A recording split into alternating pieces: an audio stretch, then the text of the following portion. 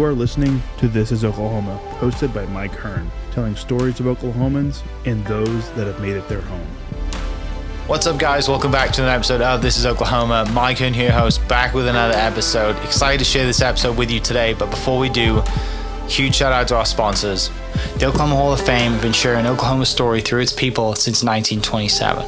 For more information on the Oklahoma Hall of Fame, go to www.oklahomahof.com. And for daily updates, go to oklahomahof on Instagram and give them a follow. Our other sponsor today is the Chickasaw Nation. Now, the Chickasaw Nation have sponsored pretty much everything in Oklahoma. They're a huge supporter of Oklahoma. And it's an honor to have their name and their brand supporting this podcast. So a huge shout out to Governor Anatoby for supporting this podcast. It really means a lot. This episode is brought to you by the Doghouse OKC. Recently, I have been in need of some doggy daycare for my two pups, and the Doghouse have come in clutch. The team over there are incredible. They've taken care of my two golden doodles, and so it's been an honor to partner with them on the podcast and share the love. Adding to that is the Doghouse, and so if you're in need of doggy daycare in the day or boarding overnight, they do grooming and other cool things too, but I've had a fantastic experience, and it's an honor and a privilege to share this with you too. So go to thedogHouseOKC.com and follow them on Instagram at thedogHouseOKC, and hopefully our pups will run into each other. If you're looking for a way to make a real difference, check out Bethany Children's Health Center. They're helping children reach their full potential as a leader in pediatric rehabilitation. They're also building a new outpatient center of excellence, and it's going to be a landmark right on Route 66. Want to learn more or even schedule a tour? Just head to bethanychildrens.org and click on the Ways to Give tab. That's bethanychildrens.org. What's up, guys? Welcome back to another episode of This is Oklahoma. Mike Hearn here, host, back with another episode. We are down at Chuck's on Britain. Chuck's Shave Shop, is that what we're calling it? Chuck's in the background. You can say it if you're there. Yep. Chuck Shave Shop. Chuck Shave Shop. It's a great spot. You should come check it out. It's we're going back in time, but it's a great set. And please welcome to the podcast, Mr. Tyler Holmes. Hello, everybody. Thanks for coming down. Yeah. Appreciate you doing this. We've been friends for a while now, and we're both busy. We both do a lot of things. We both, I think, have, whether you want to call it an itch, a disease, a want to do more, right? I don't think both of us can't really settle into like the 9 to 5 to just sit around and enjoy our weekends, playing golf and tennis and running around doing whatever. We always got to push something. So I'm excited to dive into your story. Let's start with some context. Tell me about where you were born and raised and kind of what your Oklahoma backstory is. All right. So I was raised in Tulsa, Oklahoma. Have two older brothers. Parents, actually both my brothers were born in the Texas area, but when my mom was maybe like 4 or 5 months pregnant, we moved to Tulsa. Dad had a job change, and we got settled in there, and I grew up there all the way through and through. So, was family entrepreneurial? So, I've been thinking about that, and I don't know if we have an entrepreneur in any part of our family immediately. Not in I always think entrepreneurship's it's a way of thinking to an extent versus just actually starting a business. So we've definitely got a lot of thinkers in the family, but I don't know if there's actually like a business that anyone had started. So. Growing up, did you have a childhood dream of like, I want to be a fighter pilot, I want to be a firefighter, I want to be an astronaut, or did you just think, I want to own businesses? No, I never thought I wanted to own businesses. I just know if I did something, my belief was I always actually said I always wanted to be the best at it. And to say I'm the best at anything, my story will unfold, and you learn that that's kind of a dream, but not something I'd call. It can be achievable, but it's something you got to put into perspective once you really get into the weeds of doing anything. Who instilled that in you from early age? I don't know. It had to have been. It's one of those things with. Sports was a thing growing up where, I think it was a concept that my dad always thought was important. Just to keep us busy, community, all that, teamwork, hard work. And so my dad pushed it. I'd say he pushed it hard in a way, like, some people can say their story is with sports. But he pushed us to want to be better. And I think there was a ambition and a hard working side that he just put in us whether we wanted to or not.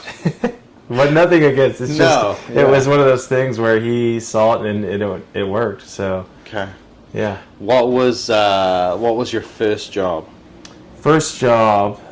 So out of college. So I went to school at Oklahoma State, and first job was basically got a degree in architecture. Oh, okay. So you So- didn't have like a paper out before you went to college. Okay, so that was my first. Yeah. Okay, like, come going on, even first, deeper first, than like that. when you get the itch to like, hey, I'm gonna make some money here. So first job was I went to a school called Marquette in Tulsa, old little historic school. Grew up at the church called Christ the King there.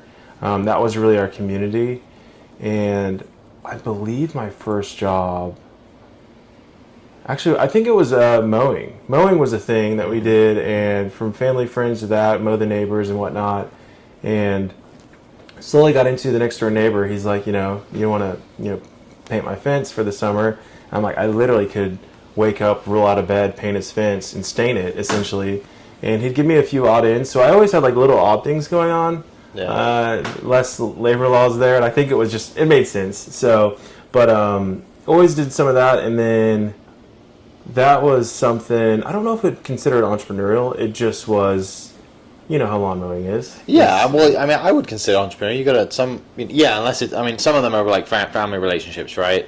But if you're the one reaching out and knocking on doors, hey, can I cut your lawn, and going down, through the neighborhood, like that's pretty entrepreneurial. Right, yeah. And I always loved mowing. I always say mowing and running was a thing that was like therapeutic, which some people say the opposite. Yeah. I did not like weed eating, but it was, so I did that for a while, and then when I hit, it probably had to have been like probably 8th grade, maybe 8th or 9th. But we at our school Marquette, we would go there during the summers and we would do all the painting and repair work. There was a maintenance person there, and it was actually my brother, a really good buddy. I'm trying to think, there were a couple other people that would jump in.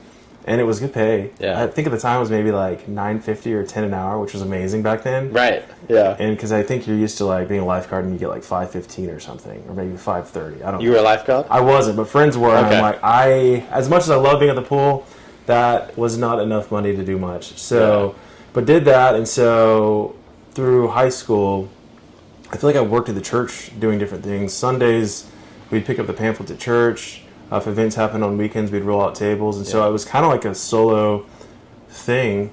Yeah. But my brother did it, and so as he graduated, I took over and helped, and so it kept us busy. It felt like I could run on my own time and hours, but I don't think there was a major impact on that for my future. It just was a means to make some money. Yeah. No, I mean, I think it probably doesn't feel like an impact at the time, right? You're like, hey, I have a summer off, I'm going to make some money. It's good, it's work with my buddies and all the thing. But when you probably look back now and think of where you are as far as entrepreneurship, multiple businesses, being busy, there has to be a reason, right? And so there's clearly something back then that like ticked a lot of your boxes. Right. You mentioned going to Oklahoma State and architecture. So what leads you into architecture, kind of coming out of high school thinking, I want to go and be an architect? And then also what leads you to Oklahoma State?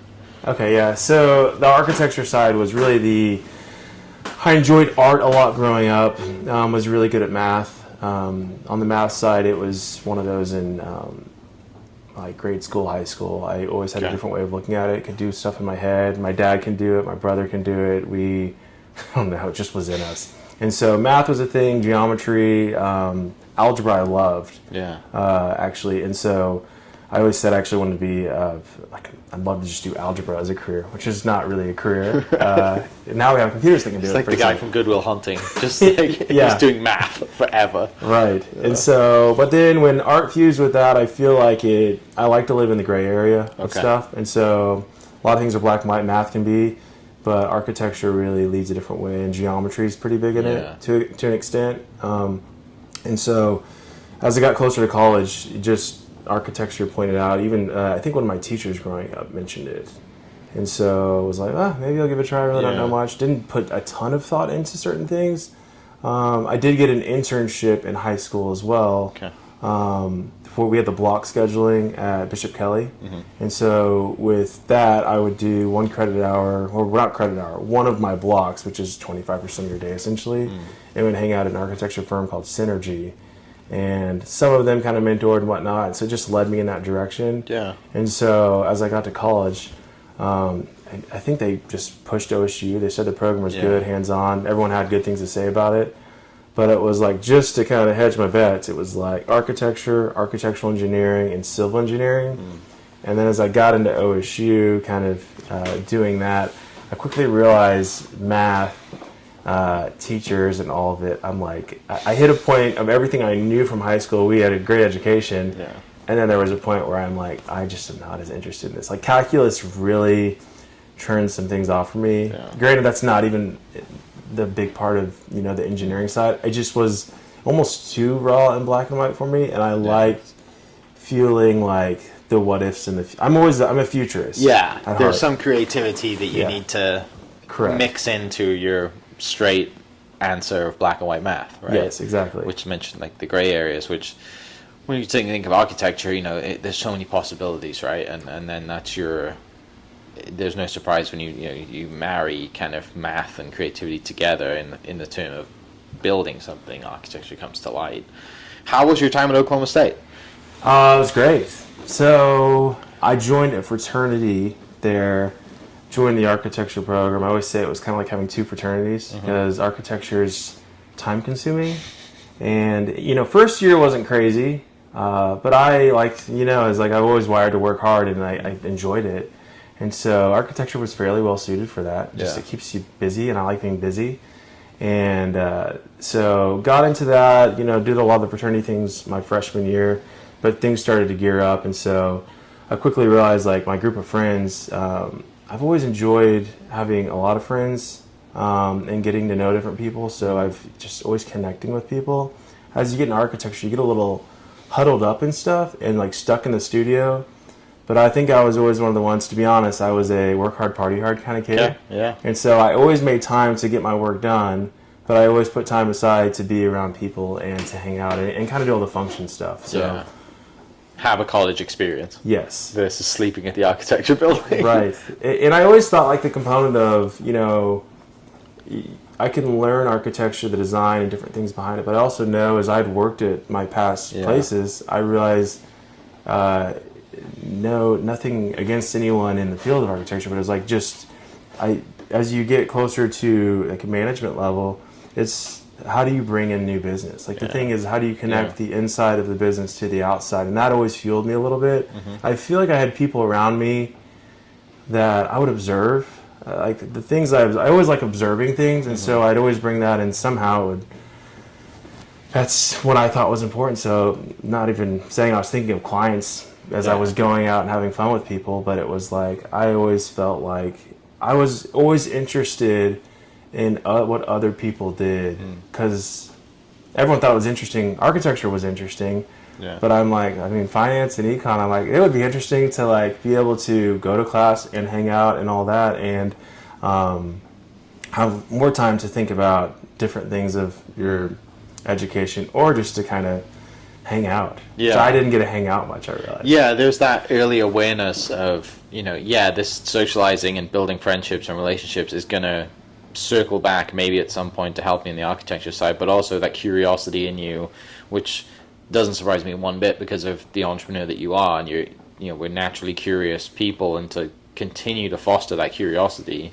and find it, right, by going out and seeking people and putting yourself in places where you want to learn, you want to be around different people, to grow you, and scratch that curiosity itch versus just being in your architecture bubble, right? Because there's a huge world out there, and all of these things that you're pulling in from all different angles and different industries help your architecture anyway, because you get to see everybody's perspective. Yes, which is really like, I wish we could bottle that up and teach that to kids now. Like, go experience as much as you can experience. You don't have to be like in your world, because it's going to help you anyway. Right.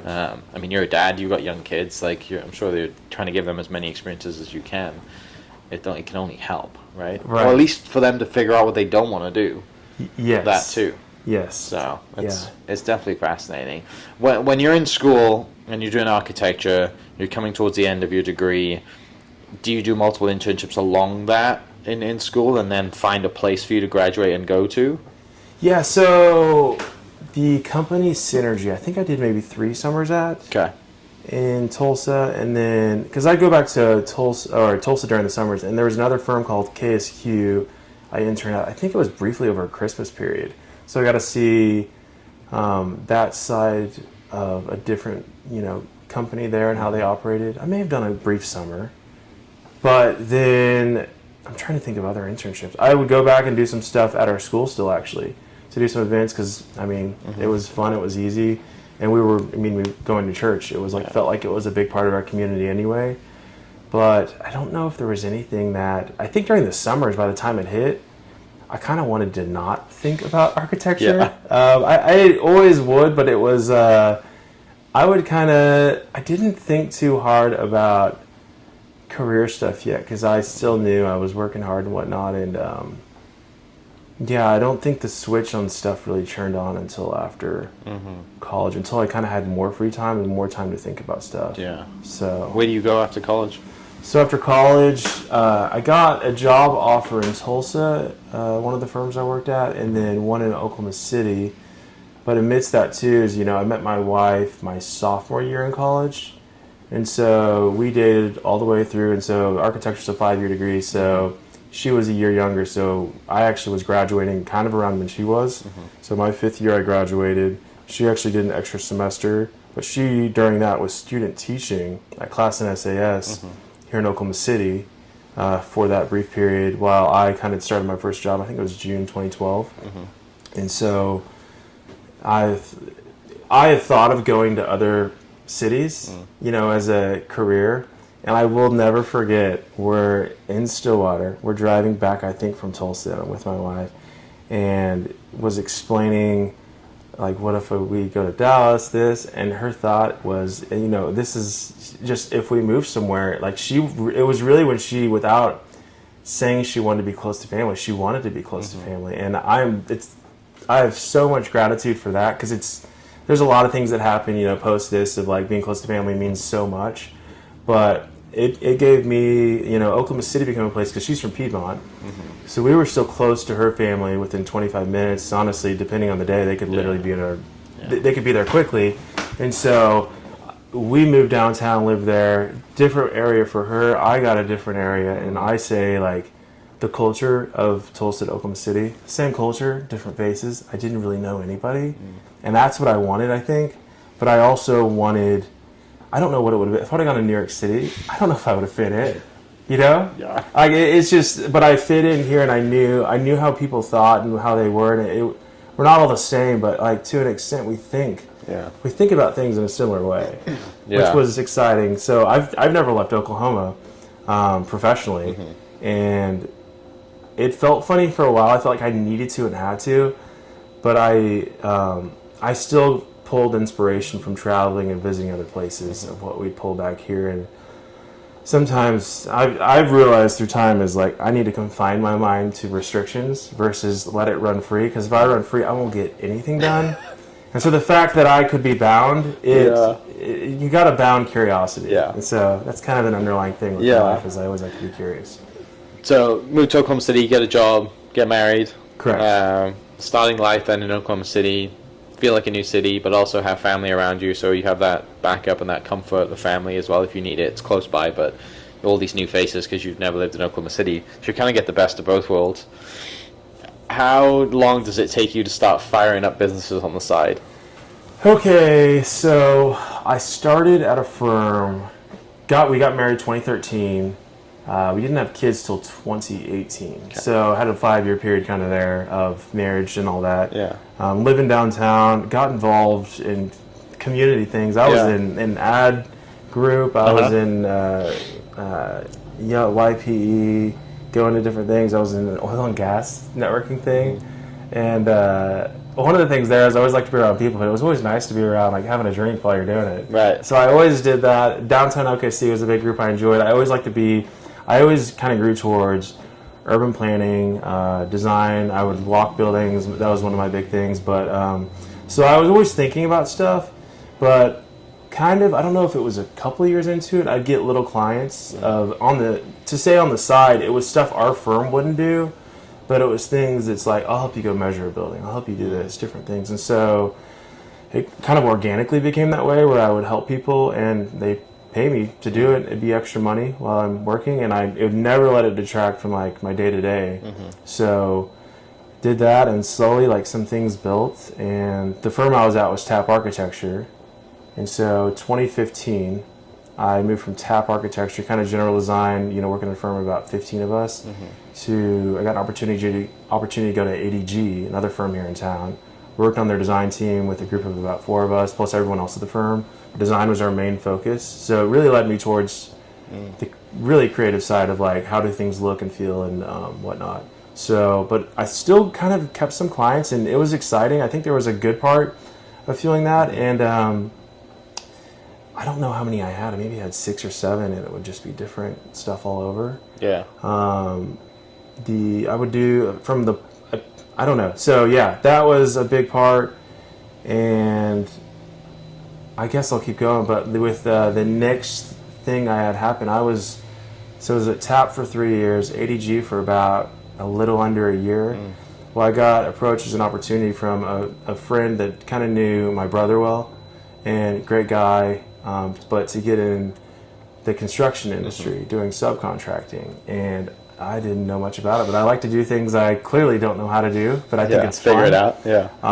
So the figure it out way, and it just was an opportunity. Everything looked good. My wife agreed that like, let's try it. I had someone I overheard, and I'll never forget it, is, if you're in design and if you don't know how to build things, it makes it harder to design. So in my mind, I'm like, well, let me learn how to do it because I'm not great at it. Yeah. So let's get better, and maybe it'll make me a better designer. And I did quickly realize if you do that, you may never find your way back to design. So you fell in love with construction. Fell in love with construction. So that journey there was on the subcontracting end. Okay. It was great. I learned a lot.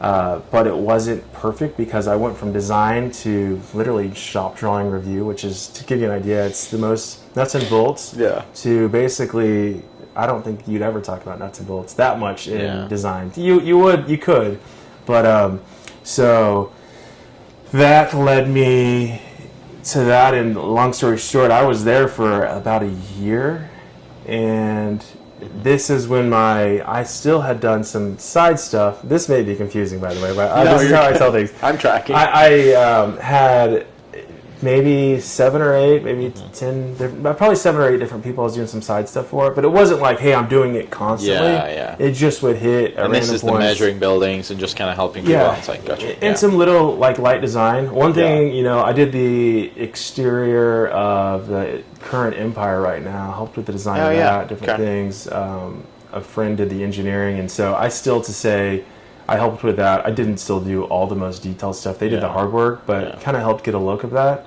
And so that was some of it, even like some fancy parking lot designs and whatnot, and just some general stuff there. So when the subcontracting thing came to an end, because we agreed mutually. I was essentially laid off, to be honest. Yeah. But it was like the best decision, and it was done in a way that was tough for me, but it was the best thing that probably happened.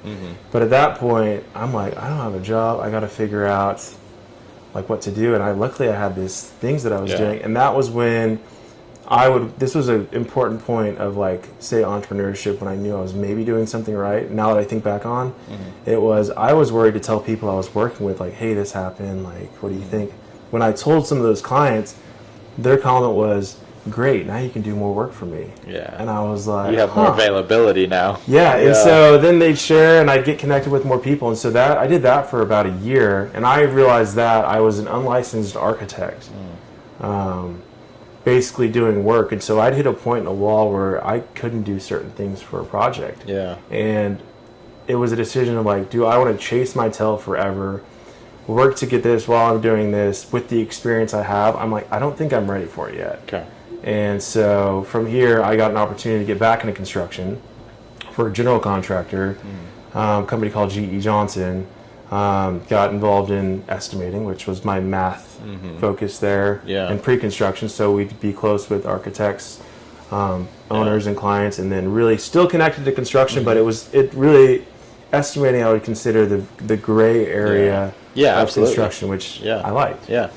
So I thought a lot about that, and what I realized in that too was the question of like what wakes you up in the morning. And I think the biggest thing for me I realized is I don't want to take something away by just making a decision just to make money. Yeah. My thing I realized is like working with good people, around good people at the business and good clients and whatnot. It was great people. Yeah. It was like, this I think will fuel me to a place that I love. And it did. Yeah. What year is that? So that's 2018. Okay. And so I worked there, was under the fire hose, learned a lot, but a manager I worked with, Andy Ryan, taught me a ton about how to treat people, career, construction. He knew so much. I had all the stuff in place to do it, to learn things. And so I was there till 2020, and this leads to my a point in my entrepreneurial journey where it was COVID happened, and essentially a layoff happened there. I was a part of that, so I got laid off twice, which seems like I'm a failure, but it actually still like made a moment to define me. All this is happening around 2018. Yes.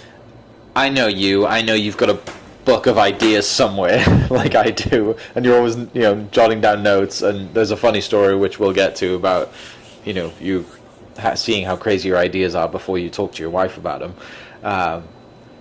What else is happening at this time? You're obviously in the construction space. You're scratching that itch. You're doing what your degree is doing. You're in architecture and all these things. But I know you have this niggle in you to do something else. So what is like that little itch, and then how do you scratch it? What's happening on the outside? Right. So up until 2018, I got pretty involved in a group called Urban Land Institute, and got around a lot of awesome people. Really, developers was a primary focus, but that kind of led the group. But from banking to engineers to architects to dreamers to business owners, and really just some people that like wanted to be around some cool stuff. But the idea behind it was creating great places for people to live, work, and play. And I like admired people doing these great things. And so in 2018, so we're actually sitting in a building called the Al Court. This was the very first physical project I did outside of anything.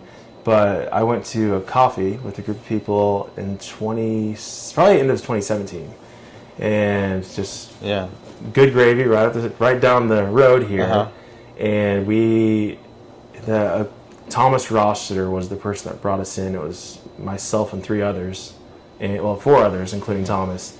And he's like, "Hey, we have this dilapidated building on Britton Road, and they may even demolish it in 2 weeks. It's like, I want to save it. What do y'all think?" And I'm like, "What do you mean? What do you think?" And I'm 29 at this point. No kids. No kids. And it was like, well, let's do it. Why not? And we talk about it, go through it. Really, I didn't think that hard about it to an extent. And get home, and I tell my wife, I told this group of men that we're gonna buy a building with them, and she's like, "How?" And I'm like, "I don't know. We'll figure it out." I'm in. And that was when I began to learn. Thomas was in banking, learned a few things about that. It just taught me a whole new thing. Banking, I think, is really important to entrepreneurship, of like how money flows and how you can get access to capital, and also what you've done at that point, that what's an asset and what's not. So we bought this it was probably February of 2018. And we had a vision to, redevelop this. So this is like 290 square feet. This building here. There's literally a model of this building in Chandler, Oklahoma. Amazing. Built by a German model maker. And so the Al Courts essentially was an old gas station and motor hotel in the back here. It's about 1,800 square feet. We've got 3 tenants back there. 1 space still available. But we saw a revival happening in this area. Variety Care across the street was just under construction, and I was aware of this area through my past design. We'd actually worked on a little site plan down the road for Variety Care, and as I got to the areas, I'm in ULI, Urban Land Institute, working on that. I go in and I get curious about this area called Britton, and I'm like, you just look at a Google Earth, just a site view, you drive through it, you're like, these buildings are so close together.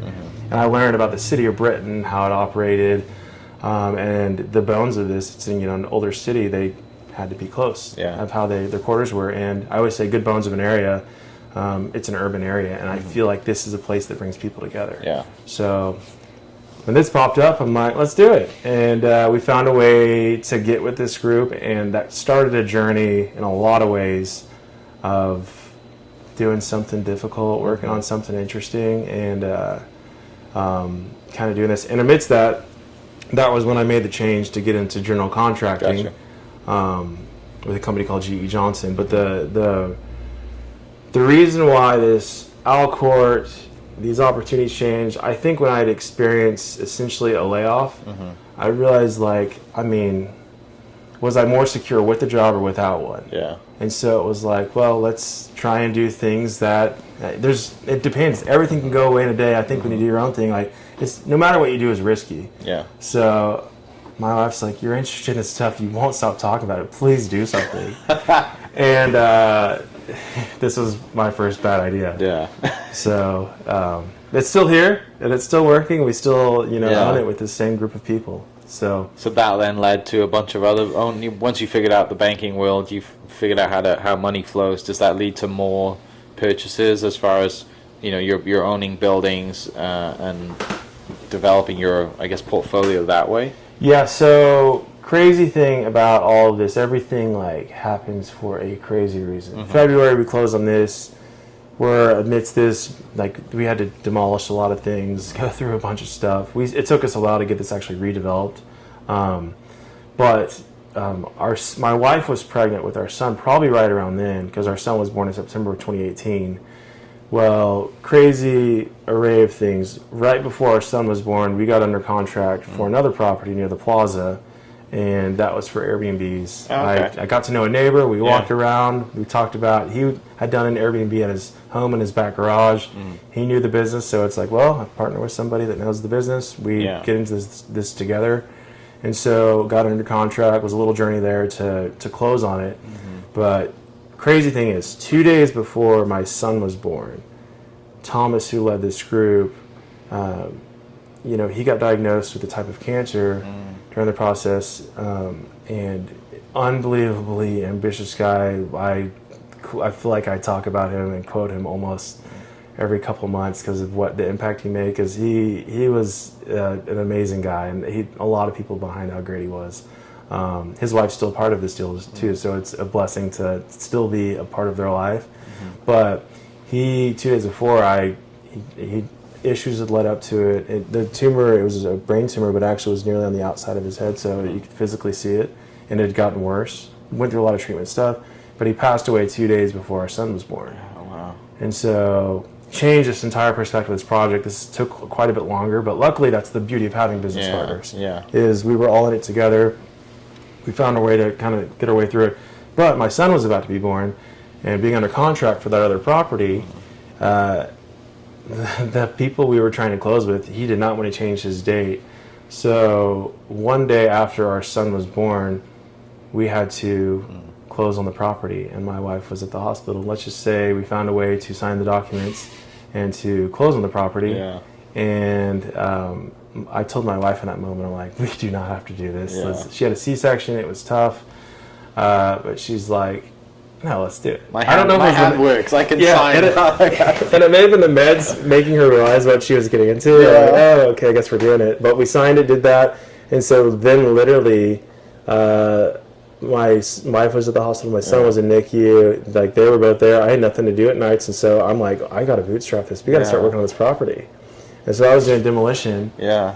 Getting milk from one place, because our son was at a different, he was at OU Med, or my wife was at St. Anthony's, but I would go get milk, bring it over to him, do some demo, sleep, whatever, figure out my way around it. It's kind of a haze. And long story short, son was born, all this, and so we got the property up and going. We got one Airbnb unit going at that property. There was a total of 4 we could do. And so we did the work on it, had someone do some light electrical and all that stuff to get it going. Then we did the unit next door to it, probably 3 months after that, got that one going. And then luckily it worked, and we had enough money. Still, we always did demo. Yeah. but we were able to pay someone to do the back 2 units. And so those 4 Airbnb units became a business thing where like that actually started making money. I learned my first thing, it's taken a while to make a little bit of money.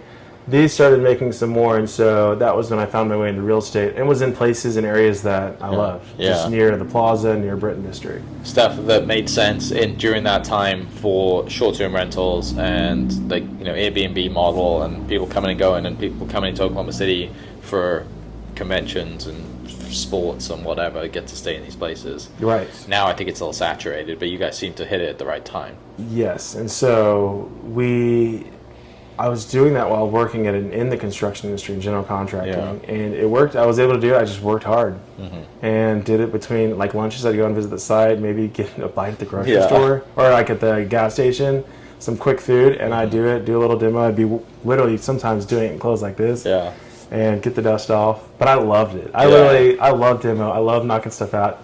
I don't have to be that smart to do it. It's just but like it can be stress dangerous. Release too, right? It is a good stress release. Get it, get whatever it is that you're stressed about. Out of knocking down walls and all those things. Right. When then do you dive? Is the Airbnb stuff? Does that lead into? Because you had you don't anymore, but Beyond Janitorial was a business too. So you had a janitorial cleaning service as well, which you've just exited. How does that fit in, and what's on the timeline? Is that a few years later? Right. So 2018, Alcourt commercial property, Airbnbs we get into, letting all those come along and just kind of make themselves work. 2020 happened. A new business partner. I found the business partner in my real estate that like I really wanted to stick with, and we've known each other for a while. We met him through school. So we got under contract for another property probably the beginning of COVID, like January maybe 2020, and we were going to close. Actually, it was on our second. We bought a little rental for a cleaner, essentially, that has been my day one to work with, and so he was a part of that. She lived really close into our properties near the plaza, and so that was a big component. But it also worked because I knew she wanted to live close, and so she was an immediate renter. And then we got under contract for the house next door to her, and it was like, let's make these Airbnbs. Because I was telling my business partner, Easton, about these Airbnbs. He's like, oh, that sounds great. So you have an employee that's a cleaner for you. Correct. But she needs a place to stay, and you find an opportunity to buy her a house knowing that she's going to rent it from you straight away. Exactly. Okay, makes sense. Yes, so did that and bought the house next to her, and then COVID happened. We actually closed probably a couple of weeks after COVID. And to say COVID happened, it was like a couple month period where it happened and started. So we closed that, but amidst this is when another little idea comes of like the whole disinfecting of stuff. I remember watching a video about like what they were doing in New York and China, and they literally was like a fire truck just spraying a hose and disinfecting down the street. I'm like, this seems insane. But it seems like something that disinfecting is really important. CDC put 100 chemicals on the list. These were all sold out. It was like the whole toilet paper thing, but same with chemicals. Is like you couldn't buy them once you knew something worked. And so I looked into all those chemicals. I was looking for something toxic essentially, of like to kind of go back. I was looking to what led me to look into those chemicals is so on our Airbnb stuff, my cleaner that was cleaning our units. When COVID happened, stays at these ended up staying. It still worked well for us, but we went from shorter stays to longer term to stays. 1 or 2 days, maybe even 3, to then 1 week to 1 month stays. And we were paying my cleaner Tammy basically per clean. And so she was paying rent with us, and then she would struggle to pay rent. I'm like, okay. And I also noticed there was a lot of personal things going on. I mean, it was impacting her health all the way through, because if you can't, finances are everything. So I wanted to help her, and so I first looked into getting her cleaning company started off. Funny enough, the name like I came up with was like Quarantine Cleaning. And it was like, this would have been a terrible idea. For that time would have been great. It would have maybe would not have been good. It could have been another interesting story, but the cleaning side, getting her. Trying to get that established, starting a cleaning company, that would have been the worst idea, because everyone kind of did it themselves. Everyone was home. It was chaotic, but you wouldn't want a stranger in your home. But then the Thunder game happened where the world shut down. And at that essential moment, I remember my brother called me. He's like, "Are you at the game?" I'm like, "No, I'm not at the game." He's like, "What's going on?" He's like, "Well, they're basically shutting this game Kicking down." us out, yeah. And so I get home that evening, talk to my wife about like, "Hey, like, there's something here." And she's like, "Well, you're crazy. Like, come up with an idea." Yeah. And we talked, and then she was like, "Amazon, all this," and I'm like, I can't make a product. Yeah. Like, everyone and their dog is going to try and Shipping, connect drop with this. shipping, getting into something. Right. Yeah. And we knew in that moment, like, you can't, if you have a global crisis with the economy, Yeah. I mean, it's just like, it's a teeter-totter. Like, Right. the money doesn't change, the Yeah. currency, that doesn't change. But so something was going to succeed, other things were going to fail. And so that evening, looked into a bunch of ideas. Literally till probably 2 a.m. Got up at 6 a.m. because I got this idea, and it had to do with went from cleaning to these chemicals to then this process about electrostatic disinfecting, and told my wife, I'm like, we should do this, and found a company that could get us product in 4 days, which was difficult. Wow, I knew that they could. It was everything felt perfect. Then called that company at 7:30 a.m. because they were opening. And talked to them. He's like, I can get you the list. I can tell you that it kills COVID. I have all the documentation that can give you this accreditation, essentially. And I, over this next week, pitched it to some buddies, and actually the idea fell flat. Yeah. They're like, no, we're not doing this. Right. But amidst this, though, as I called someone, I'm like, hey, I'm about to maybe order a 55-gallon drum. I put the order in on it. So Yeah. 55 gallons is... It's massive. It's Yeah. pretty big. Yeah. And, like, why would someone do that? Yeah. And my wife will not let me store it in the garage. And it needs to be in an environment that, has a fairly good temperature. And I called a buddy with a music venue, a Tower Theater, and he's like, you can store it up here. And We don't have any playing right now. Yeah, Right, why not? right. Yeah. But still, he said we could do it. He's like, I don't know when we'll ever open up that again. Yeah. But that idea fell through. Zoom forward a month later, this is hop on a call for a neighborhood group and a district thing we were talking about. And he was on the call. We weren't really talking, but he texted me during it. He's like, hey, I just got this email from Jana King. They're trying to promote exactly what you're saying. Let's talk more about it. Yeah. And so quickly, to give you an idea, we talked that day, give it probably a couple weeks, and end up establishing this idea, bringing a couple other people in. There's 4 of us. And the day we were essentially going to start the business, the night before we talk, and I'm like, hey, give me a thumbs up if we're good to go. Yeah. He's like, I'm good to do it. I'm like, okay, I'll text you again in the morning. Let's just make sure we're sleeping on this to make sure we're not too crazy. Yeah. Sleep, text him. In the morning, he's like, thumbs up, let's do it. It's 9:15, and then kids were home with COVID. My wife's working at home, and so it's chaotic a little bit. And some time goes by, 10:30 hits, I get a call from my work, and I essentially get laid off from my current job. Which is crazy. So the day that we literally were going to order and say start this business. You get laid off. Yeah. And so... Third layoff. Second layoff. This is the second one. Okay, yes. yeah. Only been laid off twice. Yeah. So, but what happened there is like, it was surprising. It was abrupt. I had no idea. Everything felt great. But COVID did this. Changes everybody's business. Yeah. Yeah. Yeah. You weren't the only one. Yeah. Yeah. And so at this point, I'm like, what do I do? Like, should I do this? This is how we lose everything, or maybe this is the start of something. And you have a 2-year-old at this point. Yeah, and I basically have a 2-year-old. Yeah. And my wife is actually like 8 weeks pregnant. We just had found out. You only have 2 right now? Yeah, we only have 2. Okay, so we have another kid. You're going to be starting a business around that time again. So it was like, this is crazy, but I say, let's do it. We order it. Yeah. Get it in. Nick, who's a business partner on it, I can remember him coming over and us getting the product. We have a video of us spraying. We're like, oh yeah, this is amazing. And but it was like a rush. My phone of my current work, I had a phone through the company I work with. They shut it off. I literally couldn't do anything then. Needed to go get a new phone. I'm getting frustrated. I'm like, everything is in like high gear, and I'm like probably not the most enjoyable person to be around, but just going through this, like, I gotta get this going. Yeah. And I remember I went and sat up at Sprint. They bring it out to your car, like wearing masks. We're basically like looking at the top of the window, and get a new phone, get it set up. This was April 15th that the layoff happened. By the 23rd, we do the LLC. 23rd or 24th of April. Put some stuff out. We make a website by the 30th. Spread the word. Now we have something to promote. Yeah. And then May 6th of 2020 is when we get our first client. And then nobody knew who does this electrostatic disinfecting. Yeah. But essentially, like at this point, we are the people, and Awesome. the word just started to spread. And wow, it's almost like we didn't want our business to succeed because we wanted the world to get back to normal. Yeah. But we were serving a purpose There's we a knew that need. had to be served. Yeah. Well, and also I think the satisfaction you probably didn't expect to get from like going in, cleaning spaces that allows, whether you're cleaning houses, you're cleaning gyms, you're cleaning offices, that allows people to come in and get back to normal, right? Yes.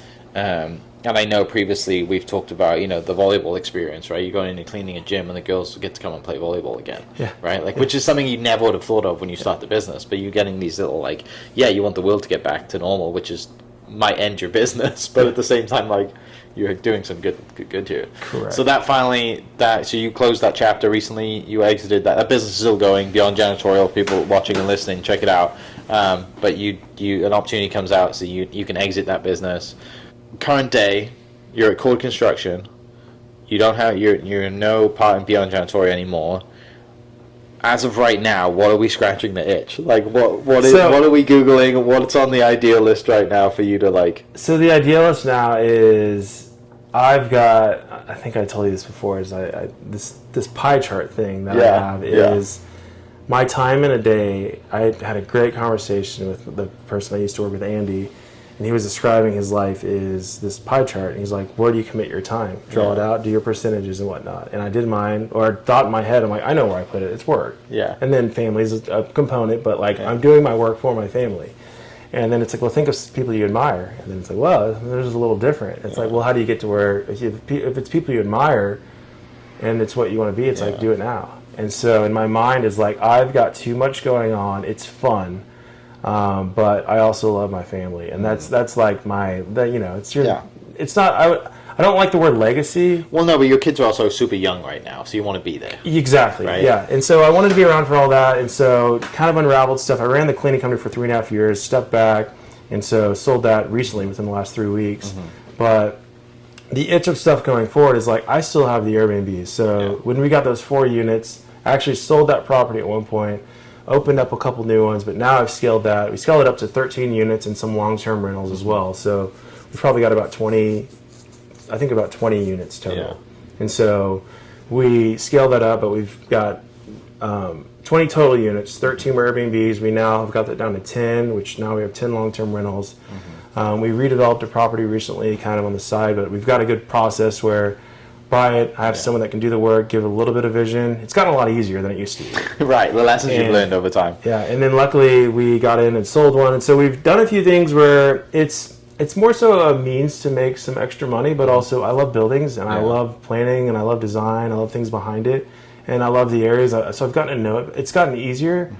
Mm-hmm. The new company I'm at, Cord, Bryce and I linked very closely on stuff that I'd say maybe he didn't with me, but Bryce runs a hospitality business, or started one, and kind of before he started his construction company, but while he was working construction, started the construction company about 6.5 years ago, and so scaled and has grown that business. And so really his way he runs his hospitality is he's pretty hands-off. He's involved in probably more than he tells us, but he's he's found his way to run this. And so it's rare to run to somebody that can run 2 businesses, and I essentially did that. And so I also know what goes into that. I understand what's difficult. I'm not going to say I know what he's thinking before he does, but I also know how tough it is. And so the respect is there.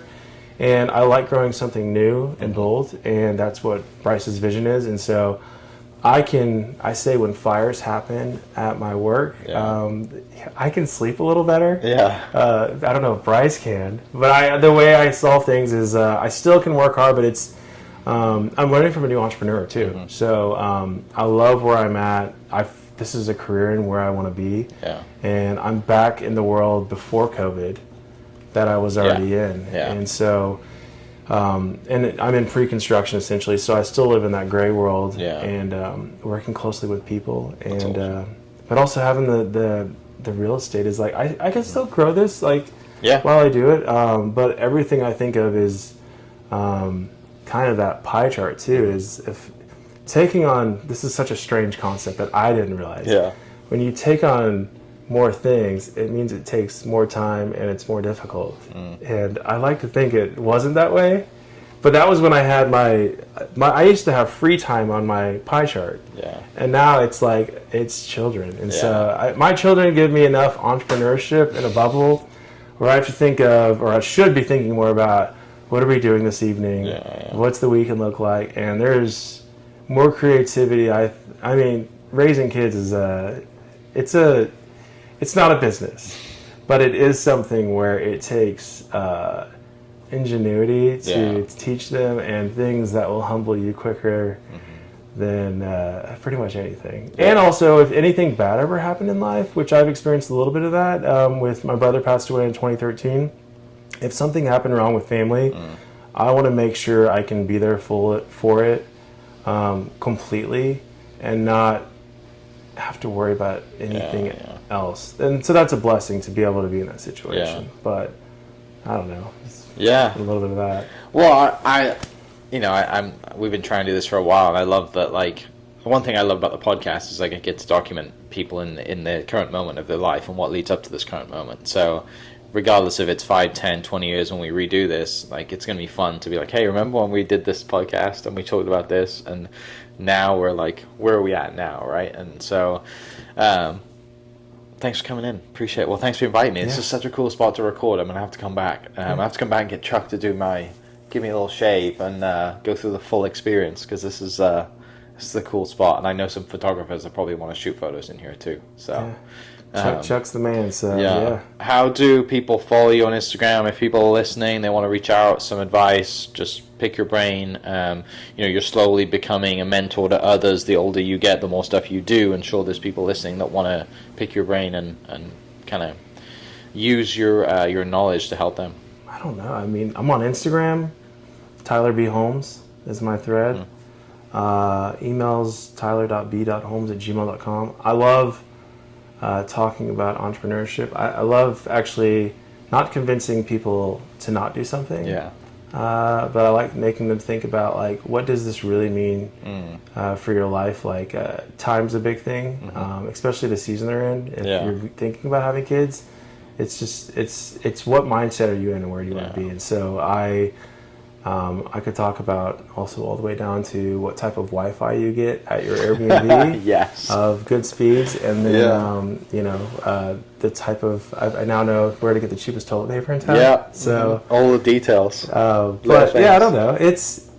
I learned so much from other people and entrepreneurs and stuff, and so How I Built This is an interesting podcast that I love listening to.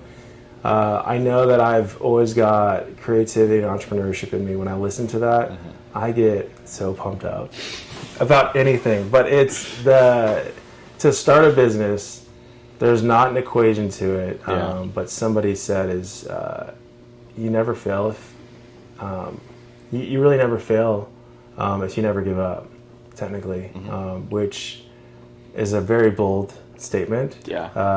Some things you should give up on, like let go, but I also know that holds truth of, like, it's tough, but we're not all in it together, or at least we don't think we're all in it together. But in reality, like, entrepreneurs need to really connect together, because there's always a story that can connect and resonate with how difficult it can be. But it's sometimes a perspective more so than a permanent place to be, if that makes sense. Definitely. Great way to finish. I love that.